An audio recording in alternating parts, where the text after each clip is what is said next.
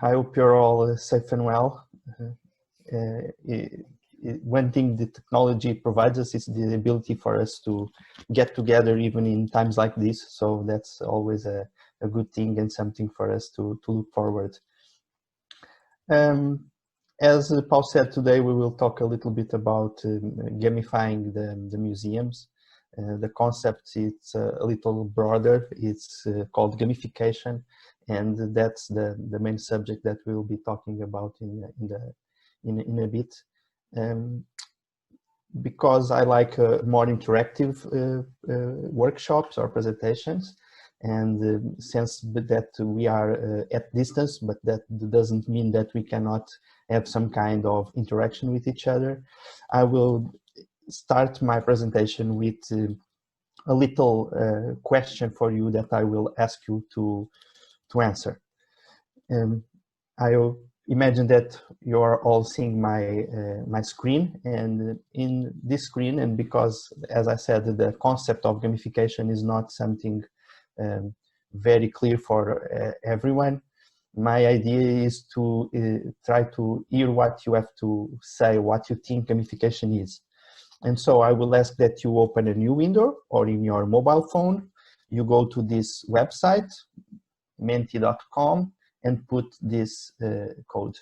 Once you put the code, it will open a box where you can type what you think gamification is. I will give you like 1 minute to do so, and then we will discuss a little bit about it.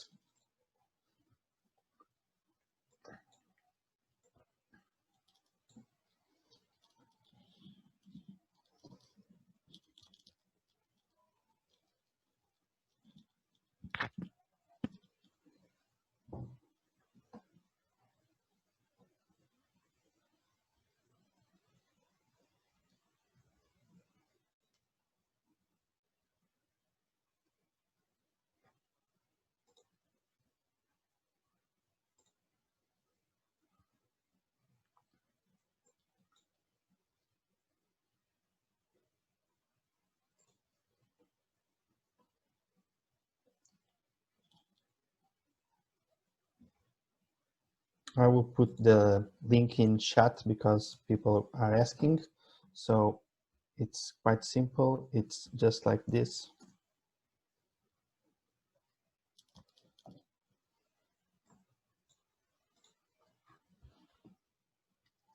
We already have 5 answers. I will not show them before we have a few more, so that won't influence the answers of the other ones.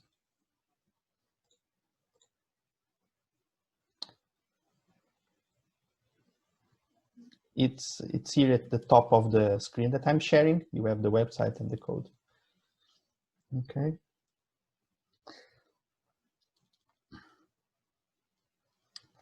So we have 8 answers, 2 more, and I will close it so we can start discussing a little bit about this. And there we have 10. Okay. I will let the votes still open, and let us see what were your answers. So, turn to a game setting, using the structure of a game to acquire or develop competence, the process of learning through games, applications of techniques from games, bring games into the museum, game design, learning through games, applying gaming theory to education, using games to educate, turning something that is not traditionally a game into a game, turning a lesson into a game, transformation of knowledge into learning through games. The student learns, don't have a clue, something with using games. This one is the more honest one. Yeah, very, very good. Okay, so a lot of, as I said, as you can see, the gamification is not a concept that everyone gives the same answer. As you can see, we have lots of different answers for the same concept. And gamification is very often mistaken with games, because the word itself, gamification, tends to make us think of games. But gamification is not necessarily games.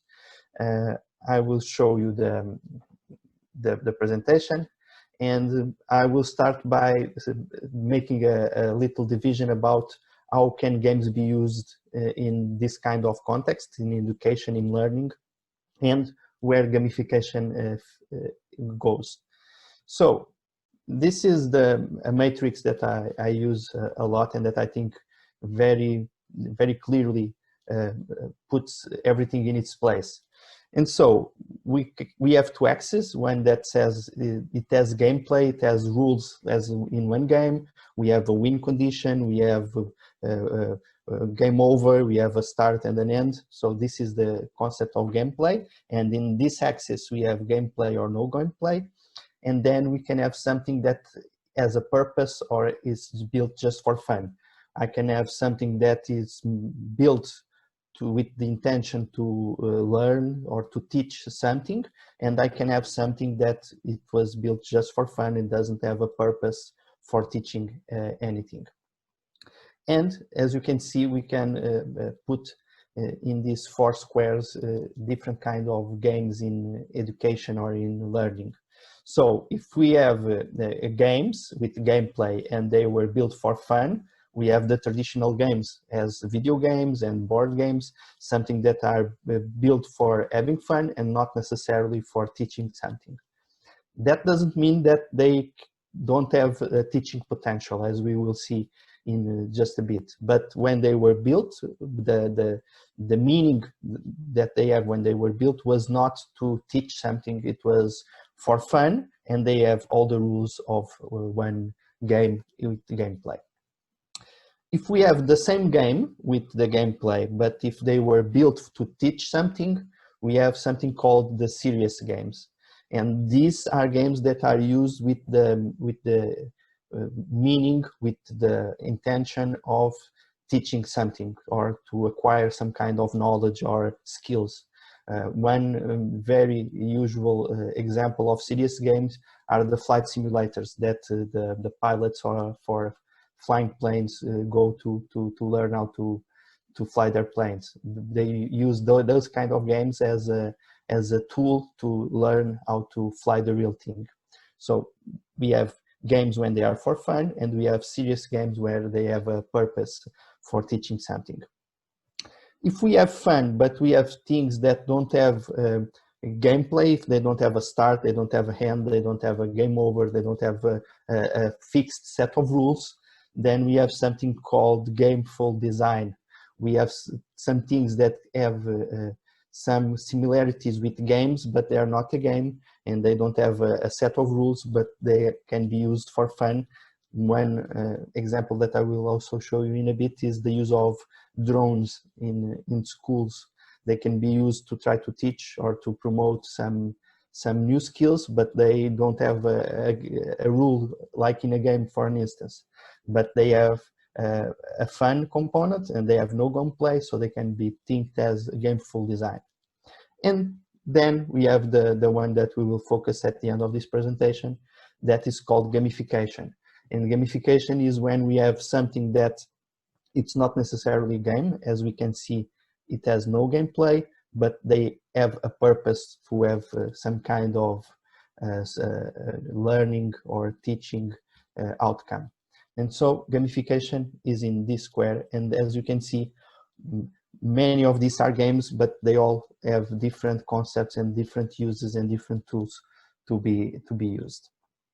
We will go very quickly in one of each of these examples, and at the end we will focus on the gamification, because that is the one where I would like to talk with you a little bit about some ideas or some strategies that we can start to think to implement in our museums and even in our schools.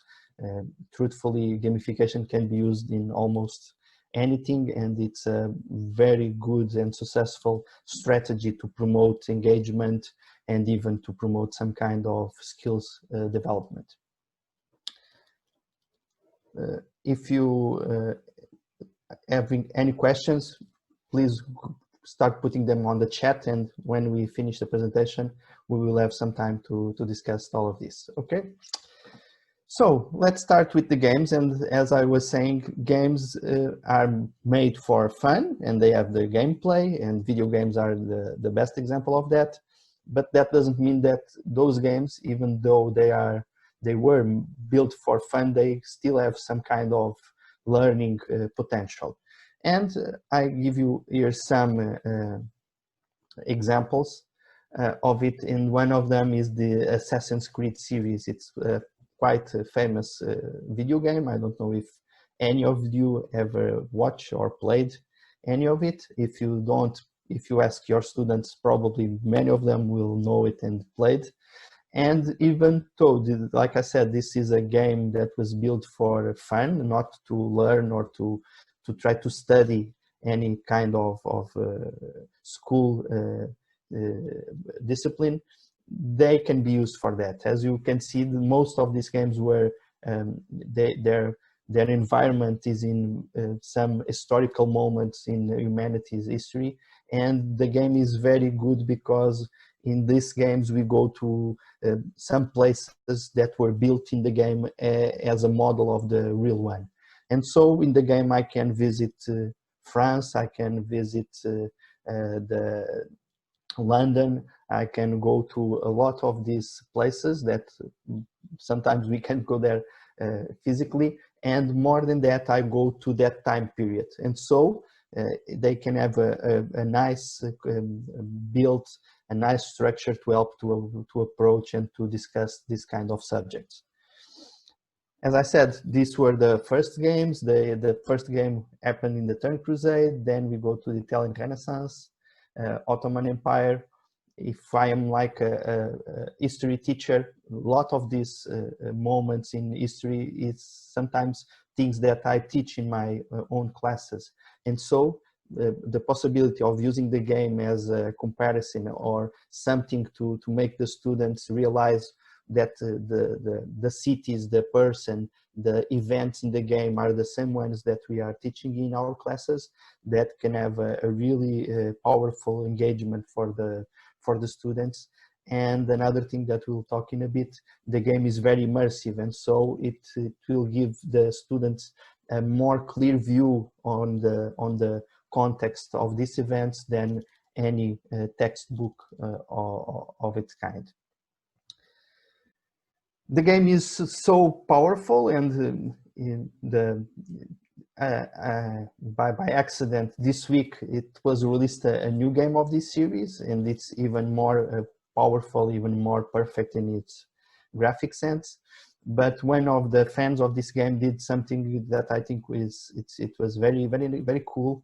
And what he did is he went to the places where the game took place, and he took a print screen of its game, and he went to those places, and when he put the photo from the game with the place in the real thing, they almost fit. You see, this is how perfect the game is. And this is, like I said, a very powerful example, a very powerful tool, because it will show me, it will allow me to go to these places where I possibly will not go physically, even sometimes go back in history. And so it's a really nice setup to teach these kind of things. As you can see, the game and the real thing almost fit perfectly, and so this gives a very powerful set for me to teach some things like this. Here's another one. As you can see, the photo from the game and the real thing.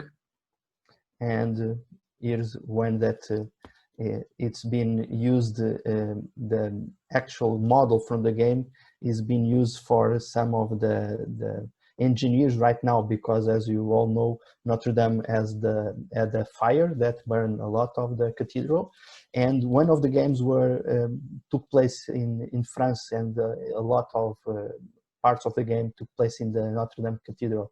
And so one of the things that they're doing is that they're using the game, the model of the game, because it has a more detailed structures of Notre Dame before the fire than any photo that we have.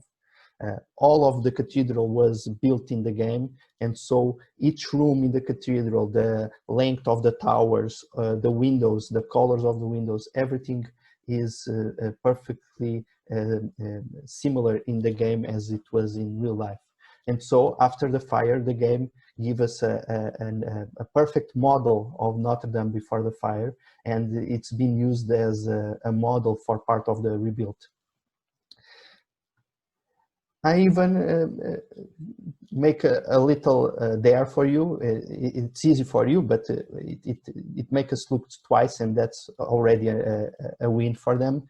Is that the games right now, they are so perfect that we have trouble sometimes to see which photo is the game and which photo is the real photo of the place. In here we have two photos of Notre Dame. One is the real place, the other one is from the game. Which one is each? Sometimes we have trouble to see which one is each, and this is a good example of how powerful the game can be, and once again how real the experience of playing the game can be, of being in Notre Dame even through the game can be a very similar experience to build there in the real thing. I have here the bottom part, because if you see the people you would know the photo right away. That's why I hide it, but as you can see, the left one is the real photo, the right one is the game. But as I said, we probably could see one from the other, but it's very similar, as you can see. Another thing that this game also shows, and shows this potential, and once again I like to reinstate that this game was not built to teach something. It was built for fun, for people to play, but they are very scientifically accurate. And so in one of the latest games, this one is called Syndicate, Assassin's Creed Syndicate. It took place in Victorian London.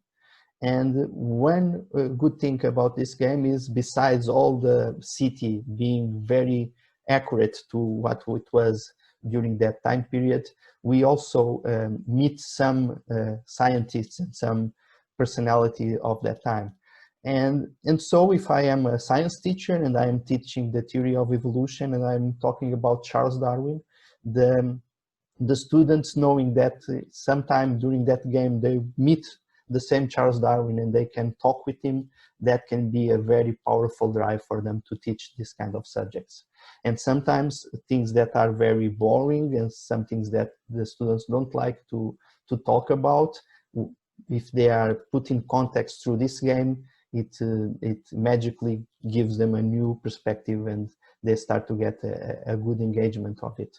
And this is also a good example. As you can see, Darwin, Graham Bell, Nightingale, Charles Dickens, Karl Marx, and the Queen Victoria, all of them we meet in this game. And this is just one of the games. As I said, this one is in Victorian London, but in the one from Renaissance, we meet Leonardo da Vinci.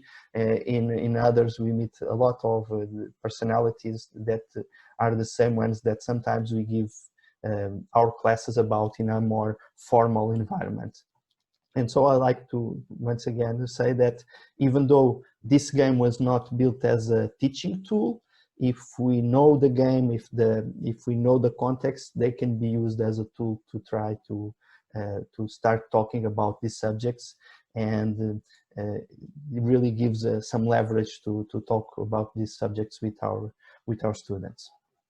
The game even has a kind of an encyclopedia, and in here it has a more formal approach. If the student would like to learn something more about one of the personalities that they met, they can see a little encyclopedia, and so it can be almost good as a textbook, because it will have all the text and the information about some of the characters that we meet through the game. Okay. As part fun, and especially the Portuguese will feel this a little more than the others, but in one of the games we came to Lisbon, and we came to Lisbon in a very specific time in our history. It was in November of 1755. It's a date that probably many of us know. And here's take a look a little bit about how the game played.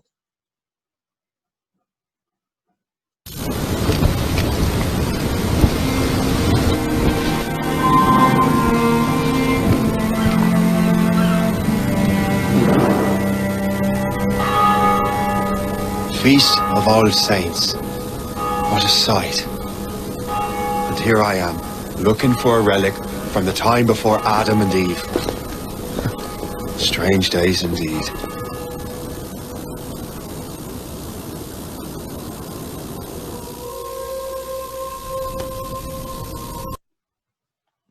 So this is Lisbon before the earthquake.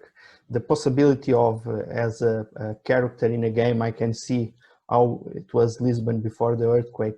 This one is o Convento do Carmo, the one that went down with the earthquake, and I can see it how it was before that time. All this gives them some environment that can be very helpful to try to teach and to talk about some of the more formal topics that we give in our classes, but if they can be sometimes empowered by the games, that can be a very good leverage. They should not be exclusively by the game, because this game is fiction and a lot of the events are not perfectly accurate, but they can give us the context where we can build our classes, and trust me, it will really engage our students in a way that no textbook could ever will. This is another game that also has a very nice concept. This is a game that can be installed in our mobile phones, and this game, what it does is that we have to navigate a little boat through some spaces in our mobile. And what this game does is that it gathers data from the players, and it helps them to get that data to better predict Alzheimer's disease. One of the problems from Alzheimer's disease is the disorientation, the difficulty in navigation. And what this game does is try to gather data for predict and even try to get new ways to help people with that disorder.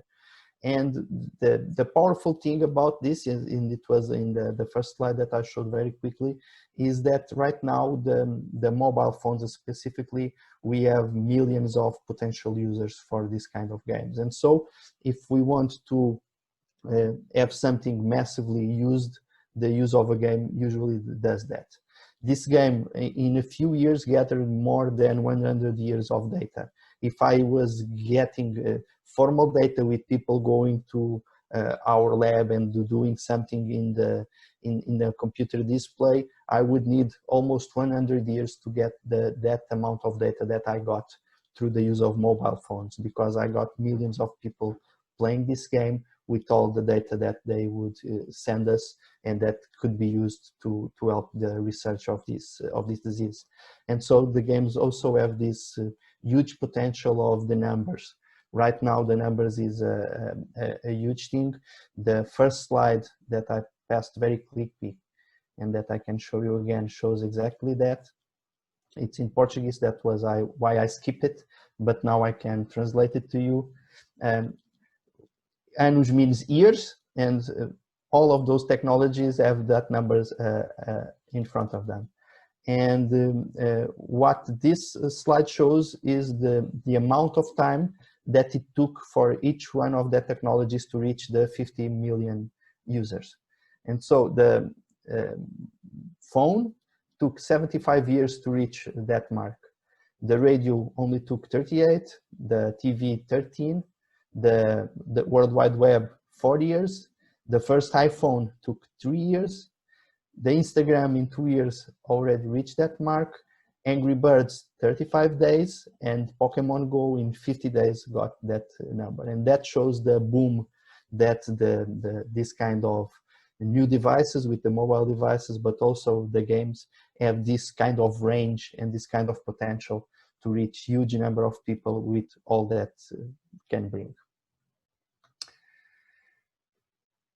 Now we go to gameful design, and if you remember the first schematics, gameful design means that it's built for fun, but they don't have gameplay.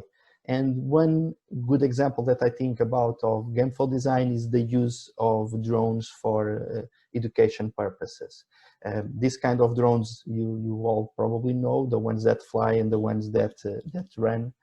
And one thing that can be used as a teaching tool is that I can program my mobile with instructions for this kind of robots. And so I can have like a track, and I can there challenge the students to each one of them give the indication for their robot to see which one of them is quickest. And suddenly I'm teaching them computational theory. I'm thinking about technology. I'm thinking about computational thought, the programming. I'm thinking about maths or physics, because they must say that when they reach some point, the robot will need to turn 90 degrees, then go 1 meter to the in front, then turn again. All of this can be used as a bridge for a more formal approach of the education. This is one of the examples of those kind of softwares. One of them is quite known at least in Portugal. It's called Scratch, and allows us to build programs without even knowing how to type, because they will work as puzzle pieces that I will put them in place, and they will create a set of rules for the robot to go. And this is also a good example. And here we can have a look on the impact that this kind of challenges have on the students. I have also here a video of students that are in their library, and they are programming their drone to go to that wall and return. Let's take a look.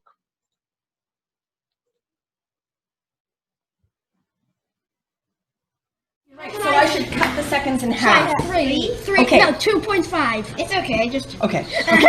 Oh, you don't want it to land. I want it to land. Oh, yeah. Okay, are we ready? Yeah. Okay, oh, that's play. Watch out, everybody. Okay, watch out. Okay, all right, go.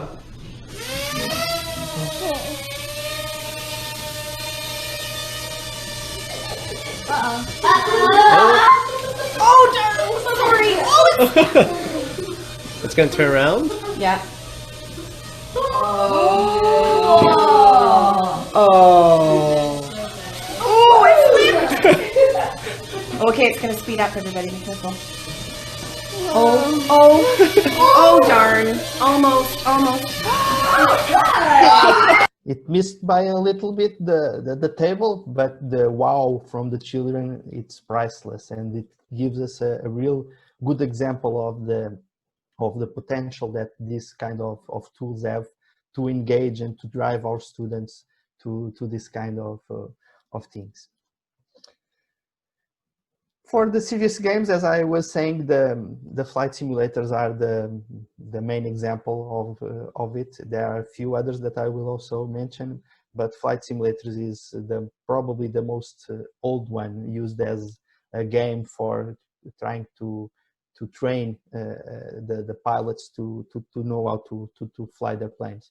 As you probably all know, when pilots, they spent hundreds of hours in flight simulators before they go to the real thing. That's good, because in the flight simulators we are in a safe environment.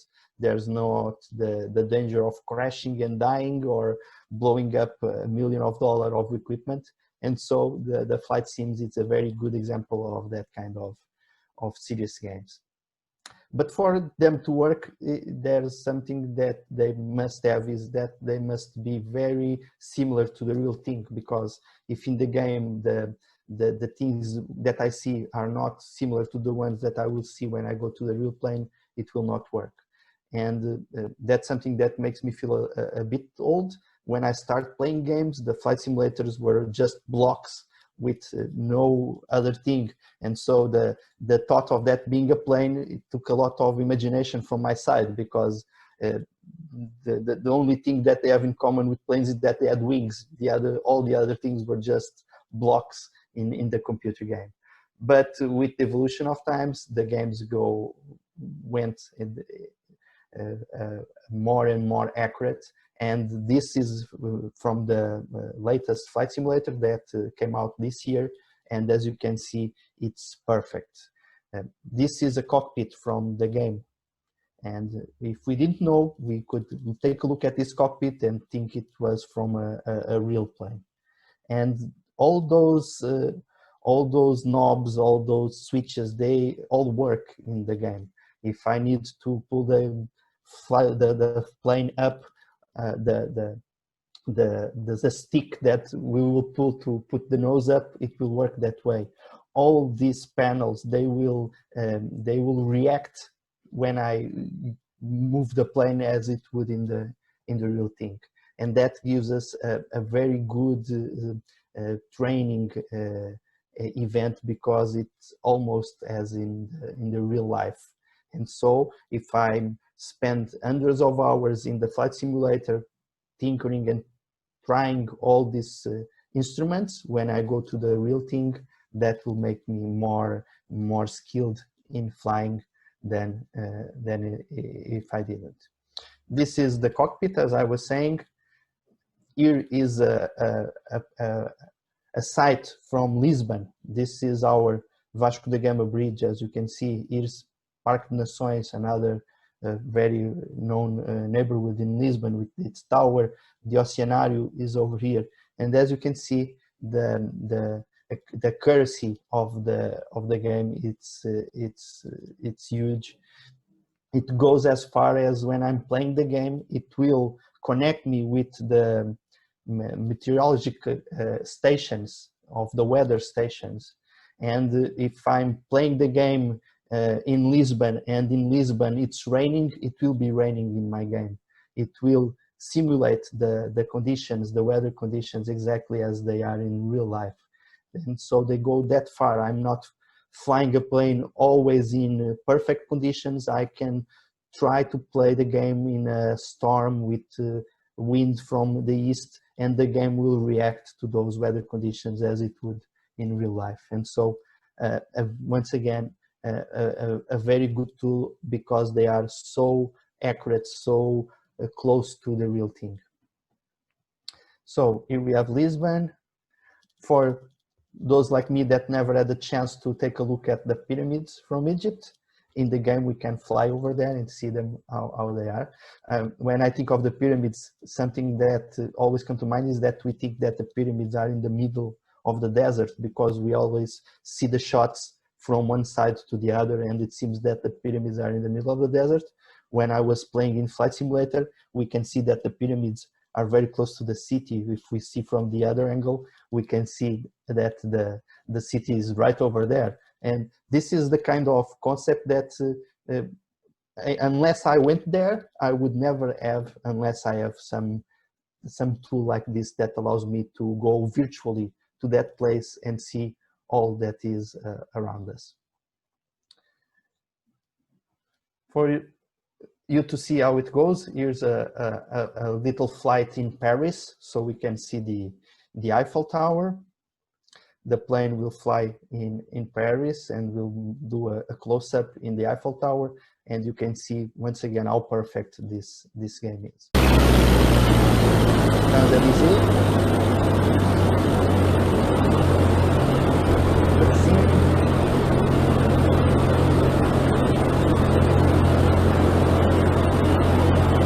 Trocadero Station.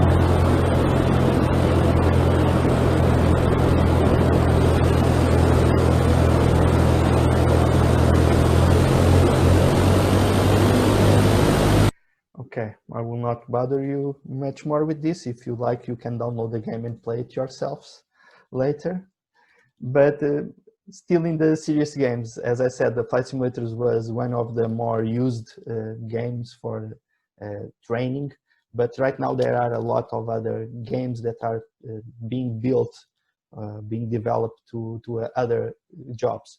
One of them is for training doctors.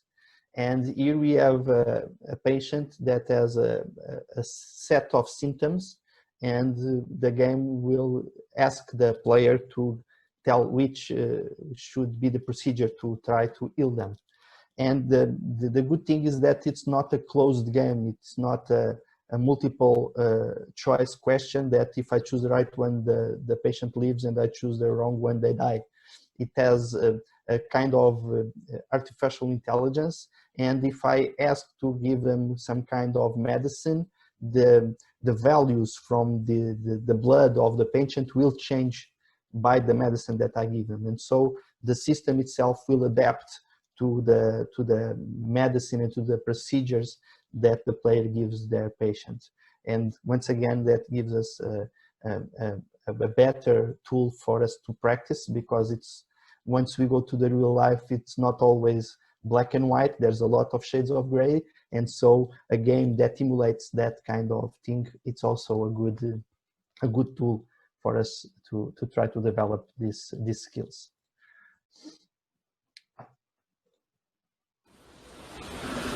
Here's a game about the safety procedures. There was a company, an oil company, that built a game to train their workers for when there's a fire on an oil platform, what they should do. And so this is a little clip from that game that was built.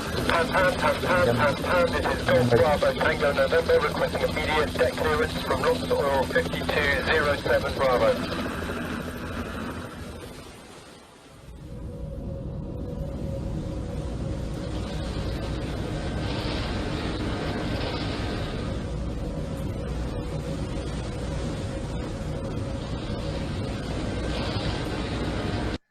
So once again, it gives them a choice, but all the environment is once again as they were in the oil platform.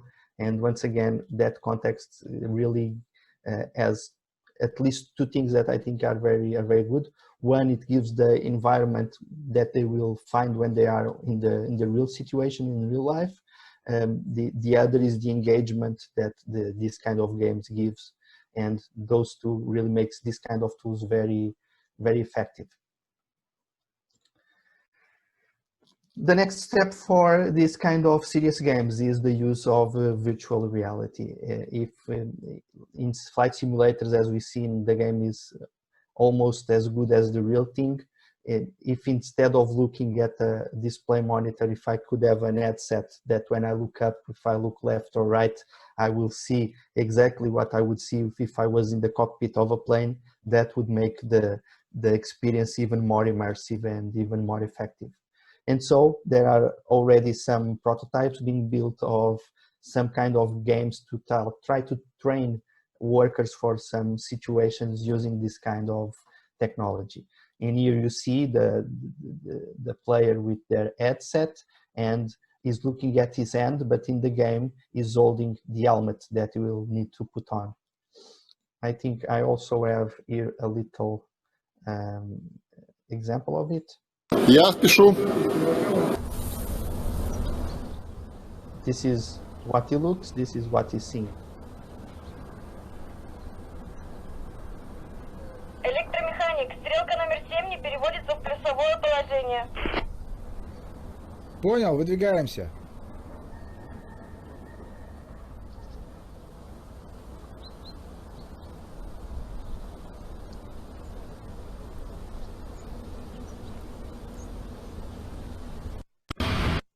Номер 7.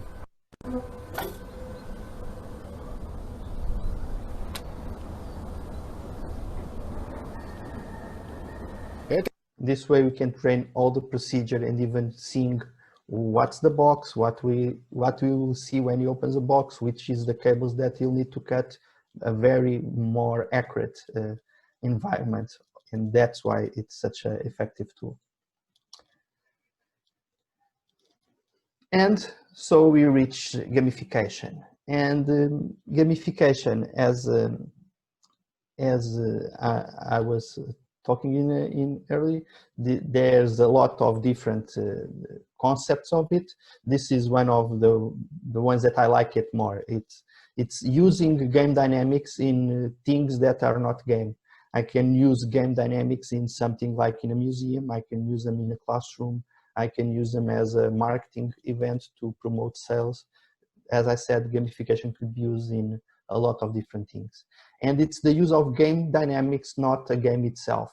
It doesn't have to have a start, an end, a win condition. It just needs to integrate some kind of games dynamics, the things that makes us players like to play games so much. And that's why we try to take advantage of it and try to use it in a different environment, in a different context, to promote some kind of things that we want to do, being learning, being knowledge, being teach, whatever. Okay, I will just wait for Adlai to take the picture. Okay, I think it's it. I can go forward. And so there's a lot of research already about gamification, and there's something that they call the Holy Trinity of gamification, and they call it PBL. And PBL are the main three dynamics that are mainly used in gamification, and they are points, they are badges, and they are leaderboards. And a lot of gamification dynamics that are being built use these three dynamics as their drive to implement this kind of dynamics. I will show you some. First of all, I'd like to reinforce that gamification doesn't need to be technology dependent. I can have gamification strategies even without the use of technology. Sometimes we think of gamification and games and we go to video games, but that's not something that must be that way. We can have strategies of gamification even with the more analog strategies. This is a good example of it, and I got this idea when I went with my daughter to their doctor, and she was going there to take a shot, as kids do with the vaccine. And she took the vaccine, and once she took the vaccine, she was crying, and the doctor gave him a little sticker for her to put in her shirt saying, I was brave.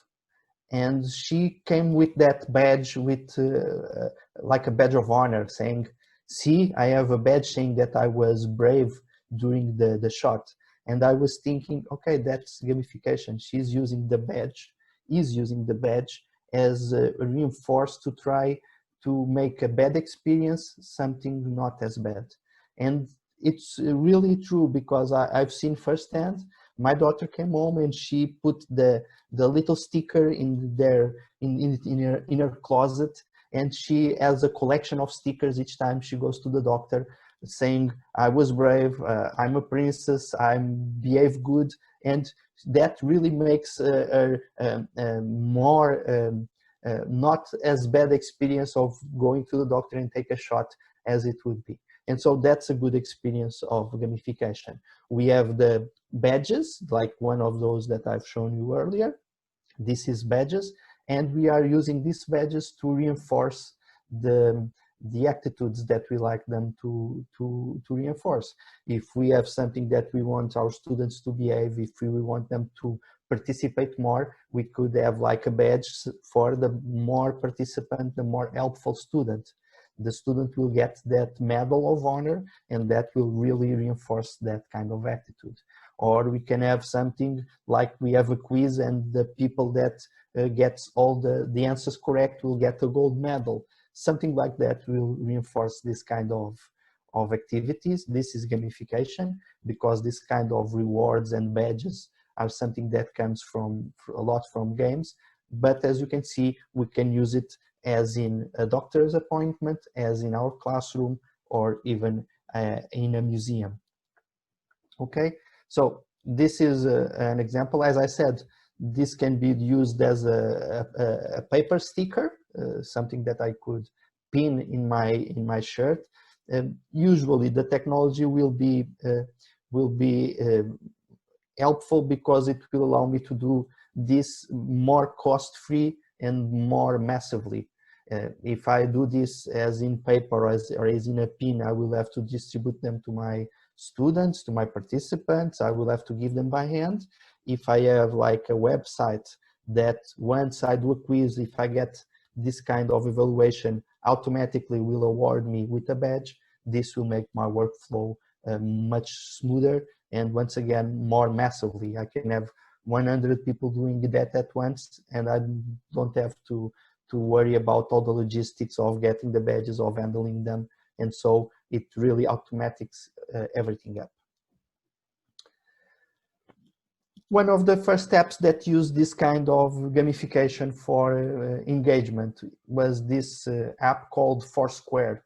And Foursquare did something nowadays more common, but at that time it was not that common at all. And it gives reviews of places where we go, like restaurants or coffee shops and something like that.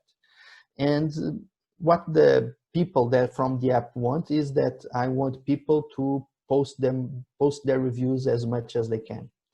And so I have to add some kind of mechanic to make people want to do that more and more and more. I'm not paying them anything for that. And so how can I make people want on their own free will to post reviews of the places where they go? And they think, and very good, the use of gamification. The first one is the use of badges, as you can see. And what are these badges? When I log in the app for the first time, it will award me a newbie badge. When I post 10 times the reviews from places I've went, it gives me 10. If I put 25, 25, 50. If I post during the Halloween, I will get a specific Halloween badge. And so this will give the user a little objective, something for them to strive for. And that will make them use the app more and more. Once again, without paying them anything, but the companies are getting a lot of useful data from there because they are getting reviews, they are getting comments on the service of those places. Even the owners of those places get this kind of customer service by free. And so this is a really good business for this kind of companies. The trick is, how can I build something that will make the participants engaged and coming and returning to this app over and over again? And gamification is a good strategy for that, because I get the 10 badges, but it will give me a warning that if I get 15 more reviews, I will get the 25 badges. And so I will keep going on and returning to the app, because we will want to get a new reward. I want to get the new badge next week, and so on and so on. So badges, the first one that we've seen, but the Foursquare uses all of those, that holy trinity that I was talking about. And so the first one was the badges, but then it will also use the leaderboard and the points. And this also works very good, because the leaderboard, what it gives us, it gets us bragging rights. I don't know if you know the concept. Bragging rights is when I have the leaderboard with people from my social media network, and if I am in second place, I will want to get 5 more points, so I will go to first place, and I can brag to my friend and say, ha, I'm already in first place in the leaderboard, I passed you, and so I'm ahead in the game. And so this is also a nice strategy, and this one really mixes the other two strategies that I've shown you. This one, we have the points, and with the points I can make a leaderboard. And this leaderboard really gets the more competition, a more friendly competition that really drives the people to start using more and more of this kind of app. And once again, what we've seen from the use of these strategies is that they are a success and they work very, very nice.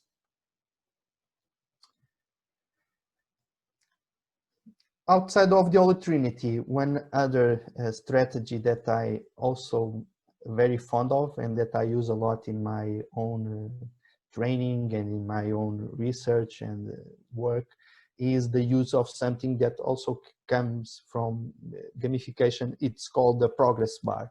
It's when I have a little bar like this one that tells me how far I went and what I will need to reach the goal that I've set up to. And this is a really nice case study I'm not sure if anyone of you ever seen this picture. This picture was firstly used in a network called LinkedIn, probably a lot of you know about. And what LinkedIn does is like it's a social network more for professional networking. And what it does is it gives us a profile of the users, and that is helpful for the people from companies to recruit them. And for that to work, the people that puts their profiles on the platform, they should have their profile as complete as possible. And what LinkedIn notices is that most of their users, they do not fill their profile completely. And that's a problem, because if the information is not accurate, the companies will not use the platform, because the recruitment will not be as effective as it should. And so what they think about was using this kind of dynamic of gamification dynamic, trying to promote a more complete profiles. And they did something very simple, but that worked beautifully. It was putting a progress bar saying how complete my profile is. And what they've seen is that just by doing this, their profile completion increased 25%, something like that. And that's huge. And there's a lot of answers for that. One of them, and I think it's probably the more correct one, is that our brain doesn't like incomplete things.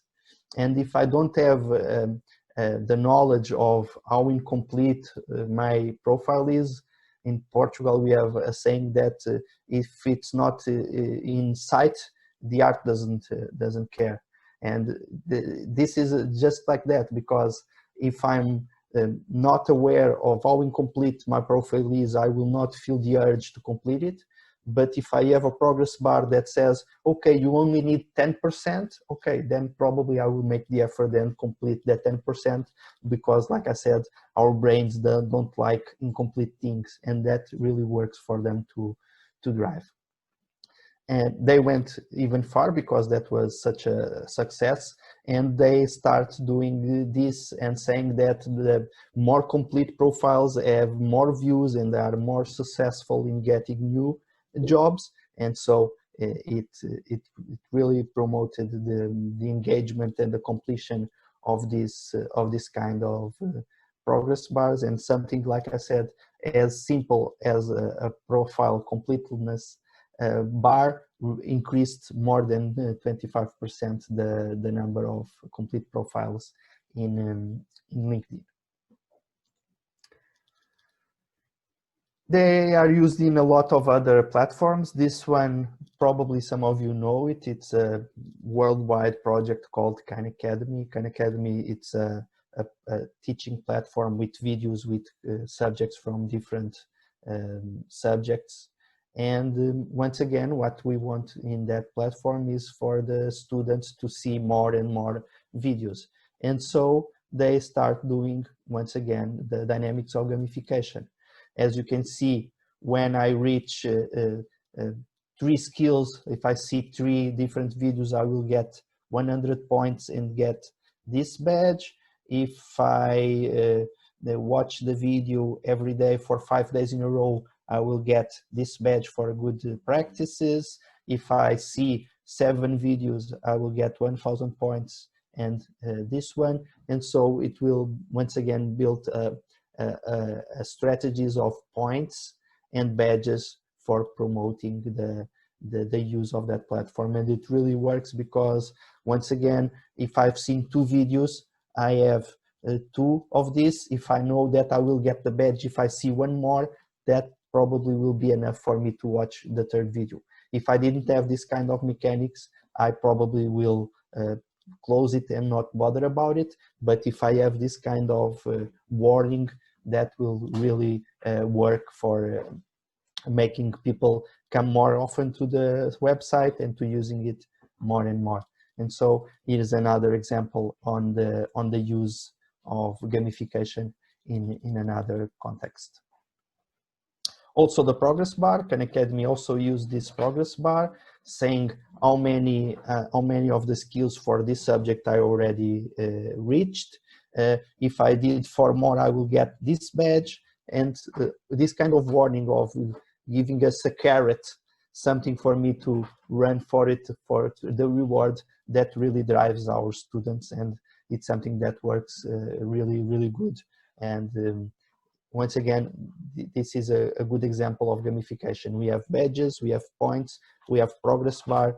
All of these mechanics are built, once again, in a thing, in a website that it's not a game, and that's what I meant when gamification doesn't necessarily has to be a game, but that uses a lot of dynamics that comes from the world of gaming. Probably many of you know this platform. Platform Moodle is used in education in a lot of schools and universities, and Moodle already uses also a lot of these dynamics. Moodle, since one of their latest versions, already has a badges system. And once again, the good thing about this kind of platforms is that I can make them automatic. This is from my own Moodle, the one where I do some of my trainings.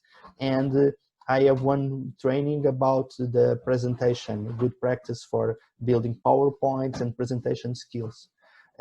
When my students or my trainees finish that course, automatically I can hand them this badge for presentation skills.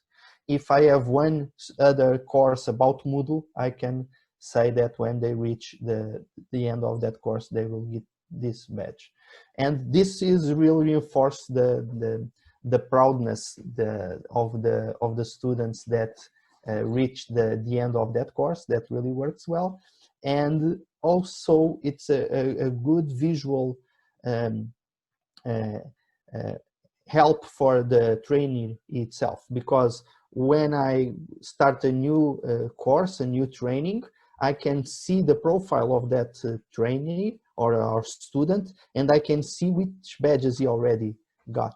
And so before even the course starts, I already know that that student has done a presentation skill, it has a Moodle skills, and that's very visual, instead of taking a look at a huge CV or bio from our students that sometimes it's very heavy and not very easy in the process of analyzing each one.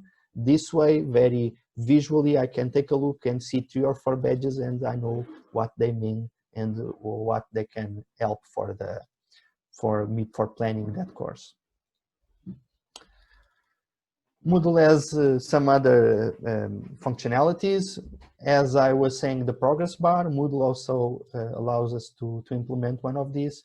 These ones, to me, they are vital for distance learning and distance training, because many of our students feel a little lost because they don't know what they must do, what they already done.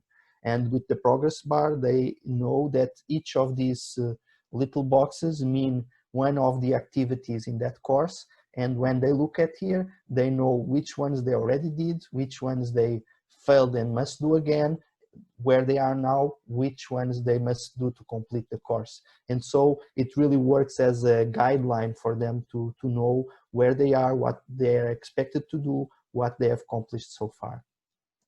It's even better for the trainee or the teacher. I can click in Moodle and I can see all my students and their progress bars, and I can see which are the activities that they are struggling or not.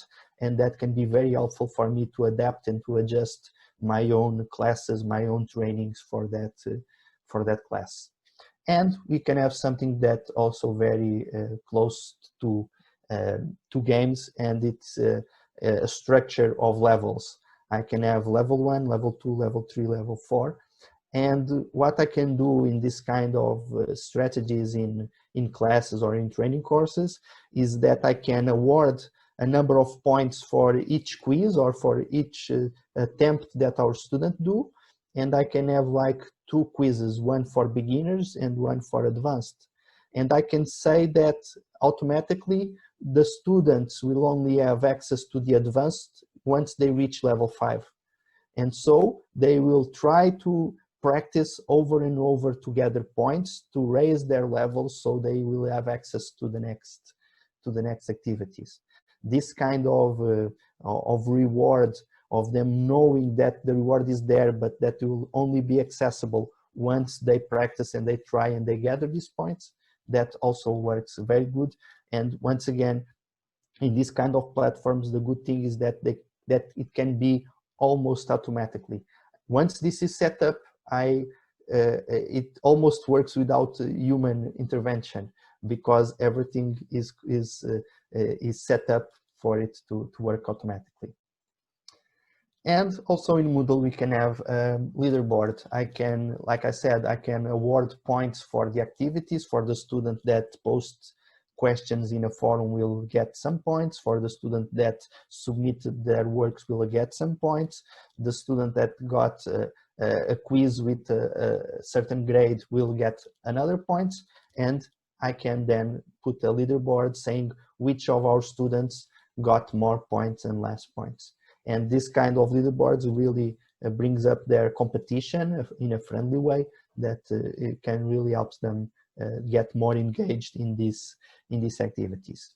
Take a look that this specific one in Moodle is very smart, because leaderboards can have a problem if not done correctly, is that it can have the opposite effect. Because if I am the last of the leaderboard, it's very easy for me to get more demotivated, because I look at the first one is so far away from me that I will never reach him, and so I can quit already because I'm so far behind. What leaderboard in Moodle can do is that I can have a ranking weekly or monthly, and so even the one in this week that got low, next week everyone will get from 0. And so each week it's a brand new day for the student try to finish in top, and we'll take this weight of I'm so far behind that I will never reach the top. And so each week will give a new drive, a new motivation for them to try to reach the top of the ranking on that week. So far so good. Okay, I'm looking at some of your videos, and so I think the ones that I've seen are not so bad. And so now I will try to show you a little project of what could be a project using this kind of tools that we've seen so far. And after this, I will open the space to debate for you to put your questions and doubts and sharing what you're thinking about these concepts. So one project that we could use through the use of gamification is something that we would like to be cost-free, or barely, something that I will not have to invest a lot of resources or money that we usually don't have. Something that will engage the visitors of the museum, and something that hopefully has some pedagogical value, something that it's not fun just for fun, but something that will make them learn through the use of this kind of activities.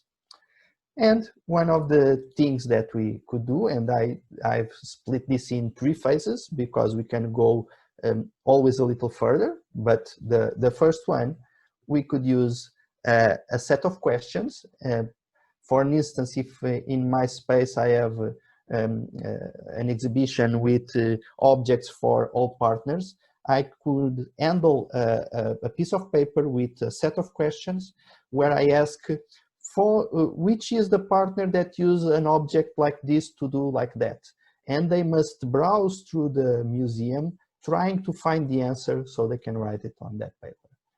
And once they finish the tour of the museum, they can return that paper, and if the questions are correct, we can hand them like a badge from the museum, like a reward, something that will prove that they finished that tour successfully.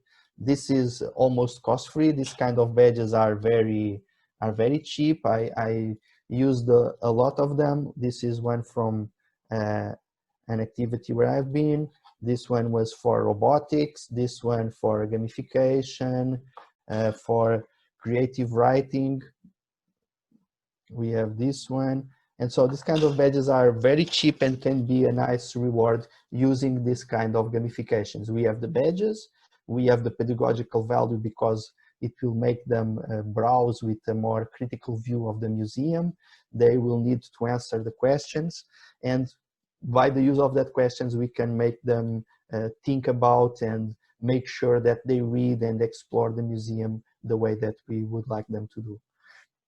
In the concept that we have, we can even have look a little further. We will have probably some mobile exhibitions, and so each month we can have a new set of questions with different topics, with a theme of the month, for an instance. And so the potential is huge, and it's very easy to do that kind of thing. And so this is one strategy. Like I said, the first phase, it's almost technology free. As you can see, the set of questions can be handled in a piece of paper that they will be handed at the start of their tour, and at the end they will be handed the reward of the badge. And so there's no need for technologies and a platform with all the fireworks that goes with it. This is something that any of you could do right now. For the second phase, now I will try to put some technology, and we can think about the next phase. Instead of ending the piece of paper with the questions, we could ask them to go to some website where they will have a set of questions, and they will answer, and it will make the correction automatically. Instead of me having to check in the paper if they got it all right, the system will make that for us. They will answer the questions and automatically will say if they have all the answers correct or not. And once it's in Moodle, it can even automatically give them the digital badge for their own profile. And so it's even cheaper in one way. It implies having a Moodle, but it can be more automatic without the need of someone doing that kind of job. And thinking in gamification, being in Moodle, I can even think of the next step of having a leaderboard. I can make this for making the students or the visitors go week after week visiting the museum, because they go today, they will gather some points, but if they go again next week, they will get some more points. And once a month, I can do a leaderboard showing which are the visitor that is more loyal and that gets more points, knowing all the things that we can promote through the use of these activities. And so this is step 2 of this kind of gamification strategy that we could implement in our museum. For step 3, we can have the badges, the leaderboard, and now a system of rankings. I can have a set of questions that are for level 1, and once they reach a different step in points, they will reach level 2 that will get them new questions. I can award different badges for the ones that are level 3, 4, or 5. That badges and those levels will be seen in the leaderboard, and that gives them also the bragging rights. And so this last phase is the one that mixes all the gamification things that we've seen. We have the badges, we have the points, the leaderboards, and we have a system of level up and rankings. And so this level 3 is the one that mixes all the dynamics of gamification that I was talking about. Okay. So now I think it's the space for you to get some questions, and so we can discuss a little bit about it.